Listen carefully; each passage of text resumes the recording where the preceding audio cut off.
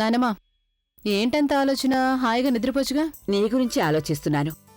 మరి నీ పెళ్లి మన ఊరెళ్ళి అక్కడే చేస్తే ఎలా ఉంటుంది అని. మన గ్రామంలో. నా పెళ్లి ఏదో కుగ్రామంలో జరగకూడదు. నా పెళ్లి చాలా పెద్ద ప్యాలెస్ లో జరగాలి. డెస్టినేషన్ వెడ్డింగ్ అంటారు దాన్ని. You get it? ప్రవీణ్ ఏమో చాలా నిరాడంబరమైన కుర్రాడు. నువ్వు చెప్తే తను ఒప్పుకోడు. హలో నానమ్మా, పెళ్లి చేసుకునేది నేనే గనక డెస్టినేషన్ నేనే నిర్ణయిస్తాను. పెళ్లికి ఎంత డబ్బు ఖర్చు పెట్టాలో కూడా నేనే నిర్ణయిస్తాను. అది నువ్వు డిసైడ్ చేసుకో.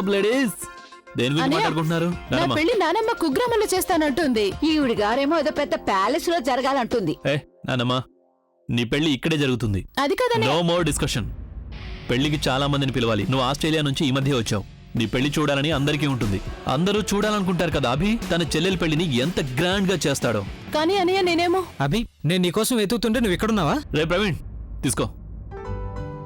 పోనీలే, పెళ్లి కొడుకే వచ్చేశాడు. తన్ని కూడా ఒక మాట అడగచ్చు కదా. ఏంటన్నమ్మా, వాడిని అడగాల్సిన అవసరం ఉంది. వాడు నాకు ప్రామిస్ చేశాడు. 10 ఏళ్ల కిందటే అన్నాడు, నేను ఎలా చెప్తే అలా చేస్తానని. అయినా ప్రవీణ్ మీద నాకు ఇప్పుడే కాదు, ఎప్పటికీ నమ్మకం ఉంటుంది. నిజానికి నా మీద కంటే ప్రవీణ్ మీదే నాకు ఎక్కువ నమ్మకం. ఈ తింగర్ దాన్ని తనొక్కడే చూసుకోగలడు. ఇంతకంటే మంచివాడు తనకి దొరకడు. ప్లీజ్ అన్నయ్య, నువ్వేమనాలంటే నాకంటే మంచి పిల్ల ప్రవీణ్కి ఇంకెక్కడ దొరకదనాలి. నేను చెప్పేది వినండి. పెళ్లి ఎప్పుడో డిసైడ్ చేయండి. అది ఎక్కడ జరగాలో ఆ సంగతి కూడా నిర్ణయించండి. నానమ్మ, మీరు ప్రతి విషయంలోనూ తొందరపడిపోతారు కదా.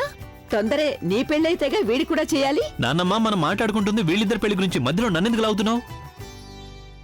నువ్వు చూస్తుండు నానమ్మ, వీళ్ళిద్దరి పెళ్లి ఎంత వైభవంగా జరుగుతుందంటే ఆ పెళ్లికి పెద్ద పెద్ద వాళ్ళంతా వస్తారు. Special performances, dances, music concerts, ఇంకా ఎన్నెన్నో ఉంటాయి. విన్నావా మై ఫ్రెండ్ లక్కీ గర్ల్?